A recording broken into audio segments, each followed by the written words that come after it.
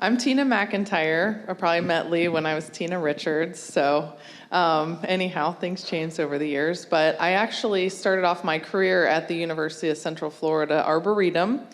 And I was there for 6 years, working and getting my master's in conservation biology. And then I began to work for the Orange County Environmental Protection Division for 4 years as their senior biologist, doing water quality assessments. So looking at the invertebrates that tell us the quality of our waterways in Orange County and looking at the aquatic plants to understand how healthy our lakes were. And last year I started with the Seminole County Extension Services as their Florida-Friendly landscaping agent, which secretly is a water quality program. So we talk about landscaping, we talk about plants, but we really do it because we want to protect our waterways. So with that, I'll, Tia, go for it. Great. So my name is Tia Silvasy, and I've had such a long career that I don't even remember all the jobs, but I was a UCF alumni. I graduated in the year 2000, and I started the garden club there back when there was like a greenhouse, and that all got torn down. Luckily, we still have the Arboretum, and that's doing well. When I got out of college, I did AmeriCorps for 2 years. I was on the Florida Trail program up in Tallahassee, and then I was in Wekiva Springs State Park as an AmeriCorps volunteer, where I got to go hiking and kill plants in the woods and make nature trails and all kinds of fun things like that. So I used to want to be a park ranger, but then I heard about the 3 T's of park ranger, which are, do you guys know? Tickets, trash, and toilets. So I said, well, forget that career. I'm going to be a teacher. So then, actually, before I started teaching, I always did a little bit of teaching, but I got into aquatic landscaping, and that was a really fun job because I got to wear my bikini to work and go to like Lake Conway and all these rich people in Windermere go out and do their lakefronts, and we would spray the bad plants or hand remove them, and then we would replant with native plants. So we're out in the water, diving down and planting water lilies, and it was a really cool experience. I did that for maybe 5 to 7 years on and off, and eventually I ended up moving to Hawaii, where I got my master's degree in tropical plant and soil science and did some surfing and snorkeling. And so if you ever want to surf and snorkel a lot, go to master's degree in Hawaii. Highly recommended. They'll pretty much accept anybody, so I only had 300 score on my GRE, and real easy to get in, and so really great school there. And I learned everything, to be a good research scientist. So then I wanted to come back to Florida to be close to my family, because it's not very sustainable to take a plane flight from Hawaii to Florida every Christmas, financially or for the environment. So I came back to Florida, and life in Florida is really easy because we have a lot of land here, and you can really live pretty sustainably. You can grow all kinds of fruits and vegetables. And so in my free time, when I'm not at work, and me and Tina, we get to do this for work. I used to volunteer to, teach classes about water and gardening, and now I get paid a good salary to do it. It's possible. If you're looking for a career as an environmentalist, consider working with the University of Florida. If you're good at YouTubing or blogging, they have multimedia specialists. If you're good with plants, you can be a Florida-friendly landscaping agent. You can be a vegetable agent. They even have chicken agents, cow agents, water sustainability agents. I just heard they're hiring for Orange County government, director of sustainability. So Lee, maybe you should apply for that, or, right? Anyway, so here I am now. I've been in this job only for a month, but I've been teaching sustainability topics for a really long time. So it helps to really bring it all together, because that's what we really are trying to teach in our slides tonight. You'll see how can we put less inputs into what we're doing on a daily basis at home in our yards, and therefore protect our environment. All right? And one quick thing I just want to kind of throw out there, because Tia and I have been doing this for a little while in Orange County, and sometimes you feel like, oh, it's a lot of work and got to get up and go out and do things, but it really does. The more that you do, you see this cultivation of community and making a difference. And we think back 10, 15 years, it was a definitely different Orlando. Even just the space we're talking in today, it's just amazing how things change. So yeah, don't give up. That's right. Yeah, no East End Market. With that, tonight we're going to talk to you about best management practices for reducing stormwater runoff. So on here we have a picture up at the top. That's one of our springs in Florida. We're home to so many lovely springs. And on the bottom, you can actually see that's a place off the St. Johns River where we have that harmful algal bloom going on. And these nutrients, as you'll see in our talk, are tied to our actions here on the land. So just again to kind of drive home what Tia was saying about all the amazing things that IFAS Extension does.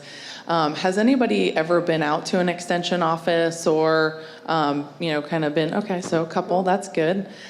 So basically we have here where Tia works is over on Conway and the east side of Orlando. And then for Seminole County, we're located off 1792, kind of in Lake Mary, but the address is in Sanford. And at these local extensions, there's actually one in every single county across the state, and we do all kinds of stuff. So the roots are in agriculture, where you can see, supporting cattle ranching or farming, but actually extension is rapidly urbanizing, just as our state is. And so we do education for urban audiences as well. So our master gardeners work in schools to implement, various projects.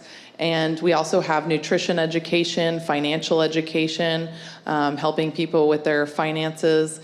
And then our 4-H, our youth programming, a lot of people think of as a very, chickens and more rural type of education, but 4-H teaches all kinds of stuff, and it's specifically geared toward youth. All right, well, thank you for the introduction, Tina. And like I said, our jobs are with a Florida-friendly landscaping agent. So who knew what Florida-friendly was before today? A couple people? I didn't know what it was before I started this job. I was like, Florida-friendly? I can do that. That's cool. So Florida-friendly is, well, the microphone's a little hot, or be careful where you point that one. Friendly is, like Tina said, all about preserving our resources and our water. So we're trying to convince people to adopt landscape practices that are good for the environment. And one of the things is the right plant for the right place. So if you've ever had a yard or you're renting and you planted some stuff, some plants just grow really good with no care. Other plants get a bunch of bugs or disease, or they need a lot of pruning. They're growing too high into the power lines. So that's a big part of it. That's one of our overarching principles. And a lot can be solved by just planting the right things for your environment. And like me, I moved from Pennsylvania and eventually made my way to Florida. And so it's totally different. You can't grow, the Christmas tree, Scotch pines and stuff down here. It's a totally different set of plants. It's a totally different season as you're growing vegetables too. And so by doing these best management practices in your home, you're reducing the amount of pollutants that go into the environment in many ways, which we'll talk about today. So here's the 9 principles of Florida-friendly landscaping. And these are very similar to if you've studied agroecology or permaculture. We're trying to make it more of a closed loop, less inputs, more recycling, composting your waste at home, not being wasteful of water, trying to slow water down and sink it and store it instead of just let it go out into the ocean, because water is very, very valuable resource. They talk about peak oil. Have you guys heard of peak water? Everyone's heard of peak water? No? Well, oil, we can make solar. There's other ways we can burn wood, coal, nuclear, but water, there is no substitute for water. And people say desalination, but that's a very labor-intensive, costly practice. So today we're going to be talking about principle number 8, which is reducing the water runoff. But these are all interrelated because we're also going to be protecting the waterfront by doing that. So today we're going to talk about water quality in suburbia like Orlando, Orange County, Florida. And then Tina's going to talk about the best practices for your yard, which is the fun part. But I really like this part because who's ever been like swimming in a spring or a river? I mean, that's what, as a Floridian, that's what I live for. You know, that's what I want to do on my day off and my weekend. I want to jump in my kayak or my canoe or my stand-up paddleboard or my surfboard and go enjoy and see some dolphins and manatees and alligators, and, you know, that's where it's at. And cool down a little bit, too, because it's hot out. So Florida is one of the most amazing states. Sometimes I think about moving to California, but they have serious water problems, whereas Florida has abundant water, so we need to protect that resource. So 2,276 miles of shoreline, that's just massive. 663 miles of coastal beaches, over 7,700 freshwater lakes, and 33 major first magnitude springs, and over 700 just springs, like little springs, or, you know, not the big ones like Wekiva Springs. That's the first magnitude spring. So we have a lot of water here, and we have a lot of threats to our water. But we will need to really appreciate it and not pollute it. So the importance of water quality is, you know, one, our human health. Who went to the beach when the red tide was here this summer? Did anybody go? Or did anybody not go because you heard it was so bad that you can't even breathe when you go to the beach? Who wants to go to the beach if you can't breathe? That's no fun. You know, that puts a damper on your summer plans. Wildlife value. And recreation, too. Like Lee just had the stat, how much $1 billion in recreation was it? Does anybody remember? $887 billion. 880. See, we said that number was too high, and it couldn't be option A. So, but that's a lot of money in recreation. And maybe when I retire one day, I'll like be a kayak tour guide, and so I want to make sure the rivers are real clean so I can have that retirement job. Okay, so your landscape and your watershed. What happens in a watershed? So this is like what we learned in 5th grade science, right? The rain comes down, it filters. But this is really stuff we need to take to heart when we're thinking about what it's different in the urban environment. So we get the rainfall, and in a natural setting, it has plenty of places to sink into the landscape, to recharge our aquifer, to get cleaned and filtered before going into the river and into the larger river. And if you've never been to the Orlando Wetlands Park, that's a really cool place to go. Now, what we're talking about today is stormwater and water in the environment, which is different than like water in your household that goes into the sewer. So that's a totally different system. Your sewer system, that's from your kitchen sink and your toilet and shower, that goes to a treatment facility and is treated. But the stormwater, which we're going to be discussing today, that is not treated at all. And so that's why it's important for us to adopt behaviors that benefit the environment. So when we look at the urban water cycle, it's a lot different because there's so many buildings, it's a concrete jungle, and there's less infiltration, so less possibility for the water to soak in, and instead it just all runs down and off the concrete and into the gutter and then down pipes and into the river, and it leaves a lot faster. And so plants are good for the environment. They help to slow the water, they help to filter it and hold the soil in place.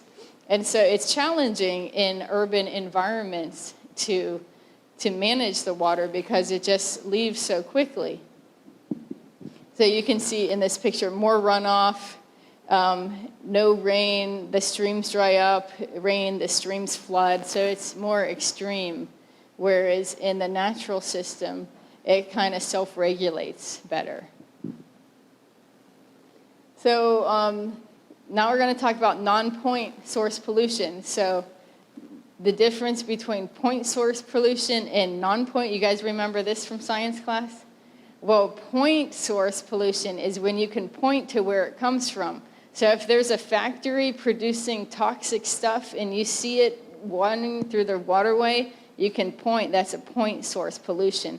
But if a dog poops in Lake Eola Park, are you going to know that that's the cause of the pollution? Maybe not. So that's non-point, where you can't be like, oh, that's the contributing factor of the pollution. So a lot of these things, like when we drive our car, does my car pollute? Yeah. Do I know exactly where it goes? No. So that's a non-point. But either way, all these types of pollutions add up and go together. One of the things that we can have a lot of control over is what nutrients we're putting into our yard and our garden. And because when we get heavy rains, they can wash away into our waterways.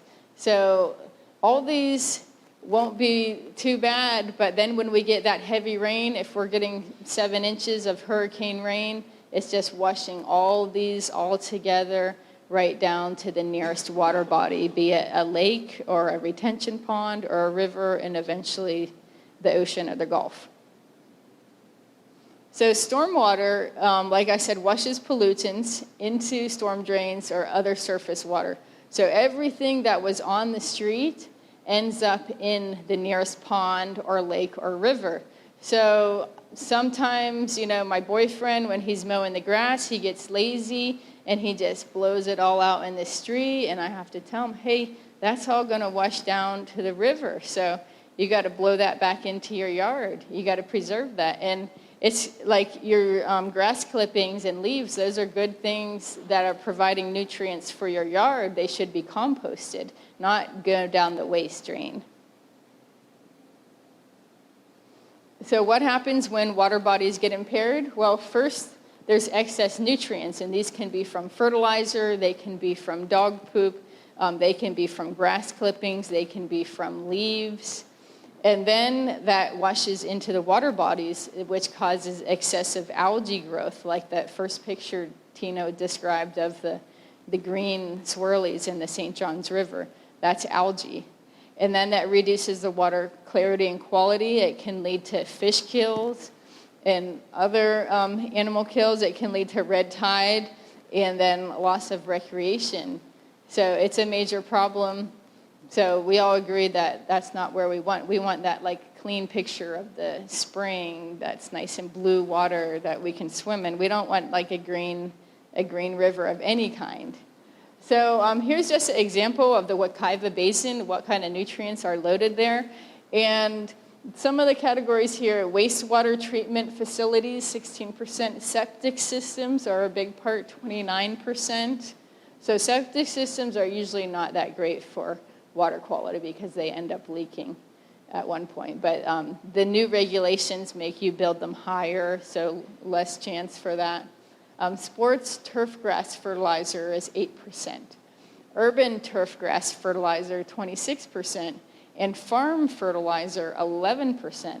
So you can see, like in this half of the pie chart, about 50% of all of the pollution is just from people applying fertilizer. So that's one of the low-hanging fruit that we can really teach people easily what they can do to help our waterways. So how can you help? Well, I'm going to pass it on to Tina, and she's going to tell you the cool things you can do in your yard. Thanks, Tia.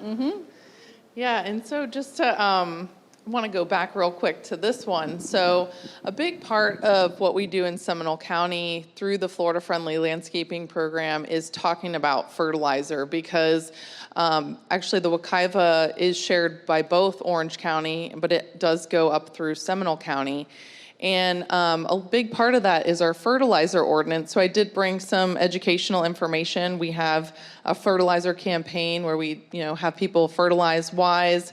Basically, we have a restricted period, which is right now. So from June 1st through the end of September, there's no fertilizing with any nitrogen or phosphorus fertilizers.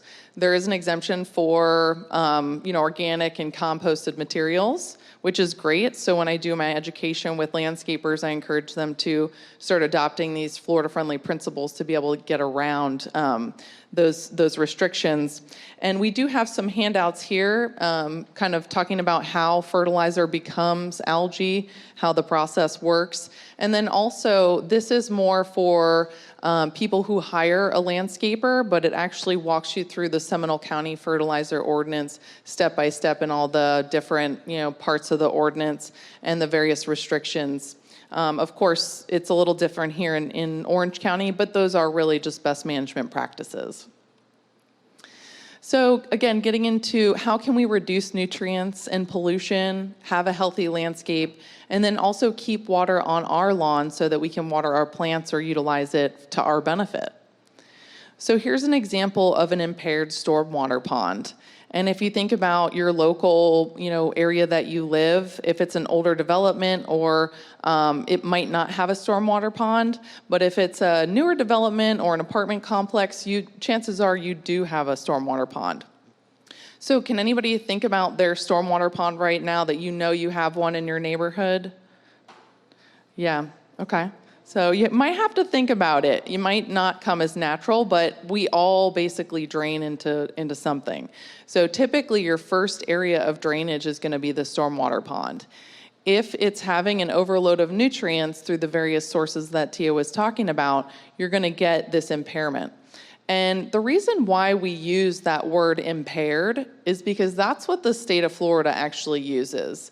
And when something's deemed impaired, not actually a stormwater pond, but when a lake, river, stream, or other waterway is deemed impaired, then that actually kicks the county and the state into spending taxpayer dollars to remediate that. And so when we go back to thinking about the economics of environmental protection, that's a big one. So in Seminole County, it costs the taxpayer $3,500 per pound of nitrogen to get out of, say, the Wekiva River or the St. Johns River or Lake Jessup. So if you think about going to a store and buying a bag of fertilizer that has several pounds of nitrogen in it, if that's used appropriately with your plants, that's one thing. But once it's entered into our waterways through projects and remediation, it can be extremely costly to get that out. And that's something that at my last job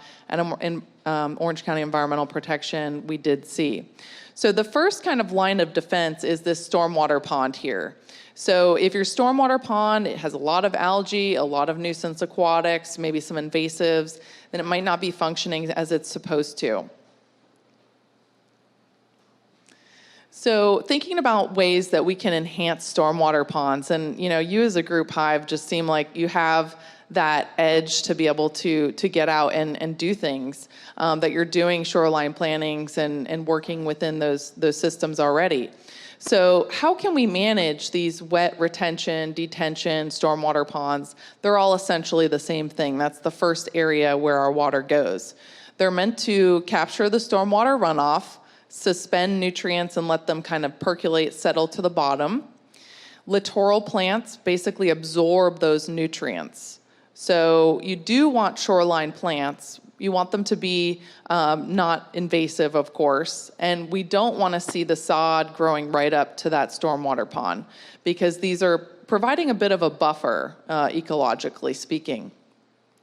And then the water is gradually released to water bodies. So for example, depending on which basin you're in, that water body, that stormwater will discharge to the local water body. So this can happen, if like this time of year, all of our water bodies are very high. We've gotten through our rainy season and, it could discharge pretty rapidly, but typically it'll, be a little bit over time. So how to improve our waterfronts? So essentially, in Seminole County, there's no fertilizing within 15 feet of the water body. And again, these are best management practices. I'm not sure of the details for Orange County, but we don't want to have any fertilizer happening within that close proximity to any water body. So that includes storm drains, stormwater ponds, rivers, lakes, anything like that. We want a 10-foot or more low maintenance zone. So this is pretty tricky. I work with homeowners and I work with HOAs. We've gone out and we presented to them. A lot of them want that, sod going right up to the water so they can have that lake view. And because they think a stormwater pond is a lake, but trying to educate them that no, this is actually a functioning system prior to it going to the lake. And what you want around your stormwater pond is vegetation to be able to absorb those nutrients, create habitat, and kind of provide erosion control.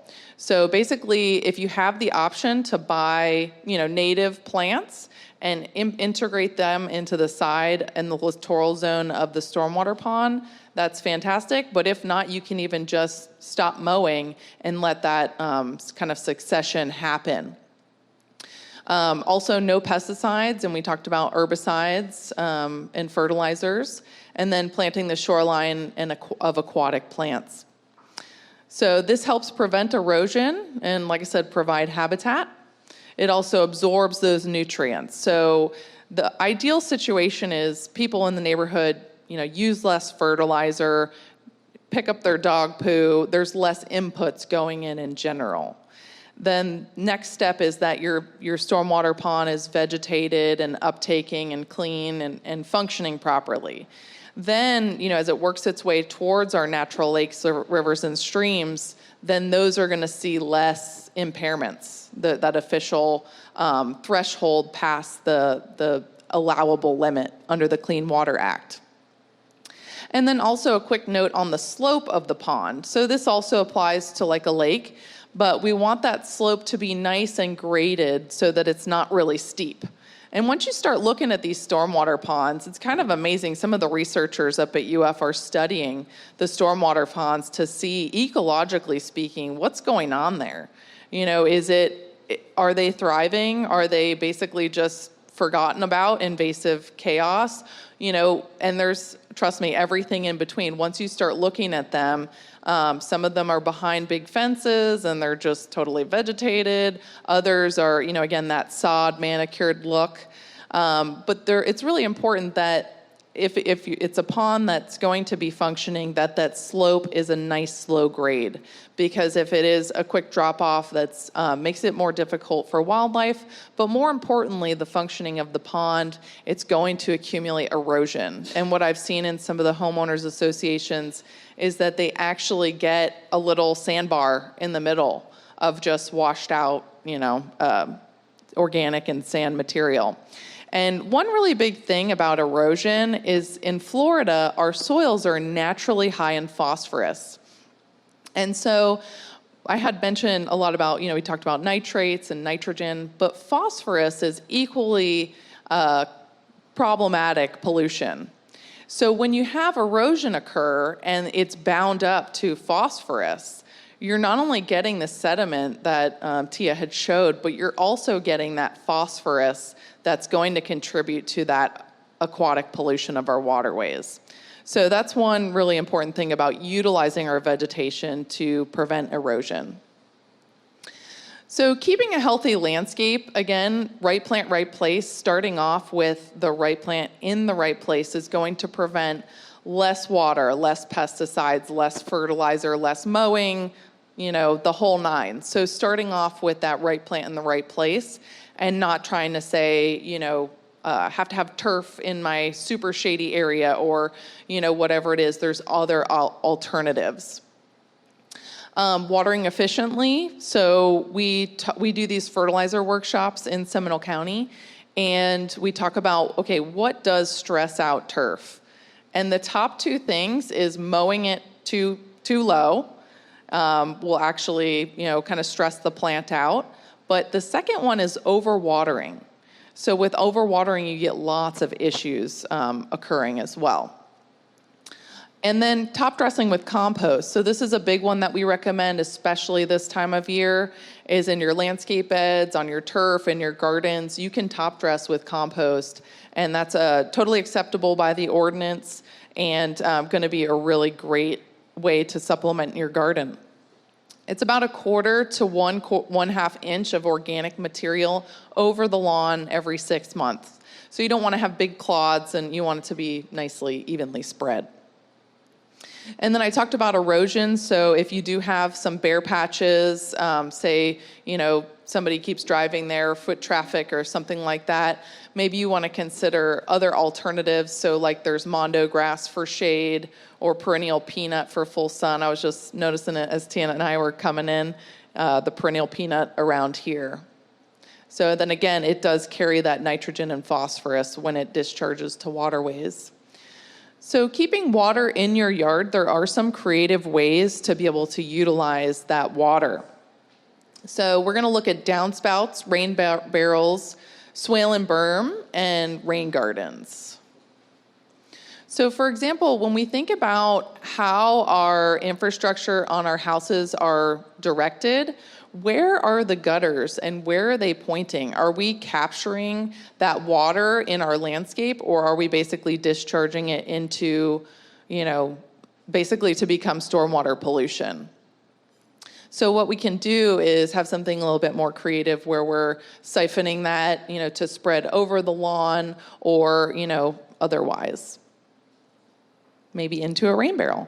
So like I mentioned, the $3,500 to remove 1 pound of nitrogen, they're actually finding that there is a fair amount of nitrogen coming from atmospheric deposition that just naturally the atmosphere contributes to the nitrogen loading in some of these lakes, rivers, and streams.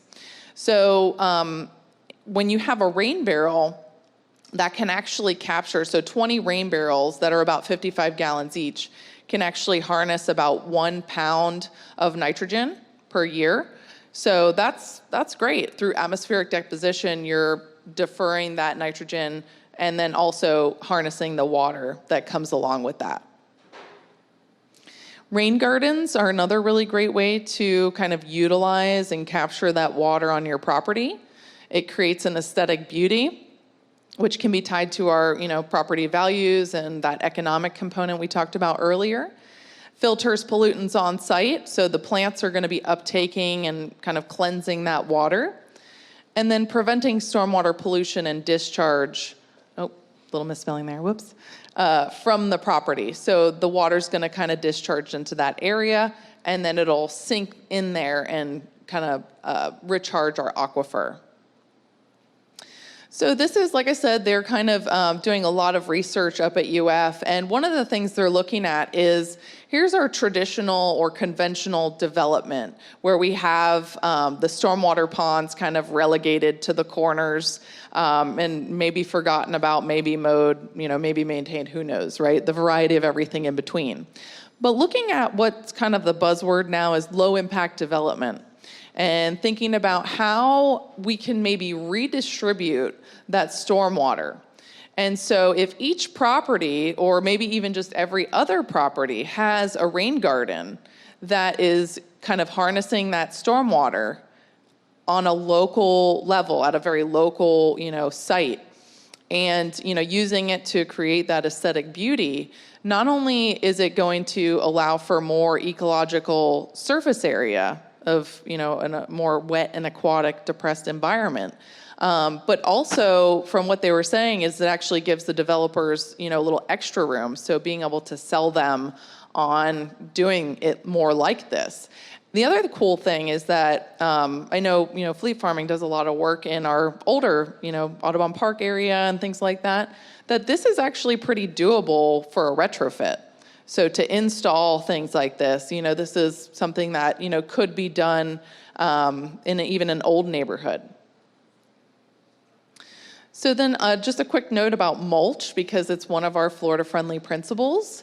It reduces erosion. It holds the soil moisture, which is very important to our little plant root hairs, of course. It makes irrigation more effective. So when we do irrigate or it does rain, it's going to make that water more available for longer. It's going to reduce weeds. And what we recommend with mulch is that you apply about 2 to 3 inches, so a good layer. You want to allow for circulation and not really volcano mulch up the tree, which can basically kill the tree. And then Tia had mentioned grass clippings. So the average home generates about 400 pounds of grass clippings in 1 year. It's pretty significant. So depending on obviously how much turf you have, but that's an average. So they do decompose into nutrients. So if we blow them down the storm drain, not only are we missing out on that compost opportunity, or even if we just leave it on our lawn to naturally decompose as a natural fertilizer, it's going to contribute that nitrogen and phosphorus to our loading of our lakes, rivers, and streams. So, we never want to leave those on a paved surface. That's actually illegal to blow grass clippings down the storm drain in both Orange and Seminole County. And, so we just want to prevent that. And we do really emphasize that in Seminole County through our commercial education of landscapers. So then also we do offer storm drain marking and labeling. In Seminole County, we have the SERVE program. Has anybody ever heard of the SERVE? It's really great. It's Seminole Environmental Restoration Volunteers, and it's led by Beth Stevens, and she will come out to your neighborhood and label the storm drains. They do all kinds of education. So here's her here with her group. And of course, that helps protect water quality. It helps get the word out to our neighbors. And then also Lake Watch program is we have our, this is actually a statewide program run through the University of Florida. And you do have to have access to a lake, but if you know somebody in Orange or Seminole County that has lakefront access and wants to help, it's a citizen science program where we actually go out and collect the water quality. That water gets sent to UF and they process it in their laboratory. And the monitoring side is really important to help us understand what's going on in these water bodies. What are the different levels of the pollutants, be it nitrogen, phosphorus, fecal coliform, mercury, whatever we're looking at.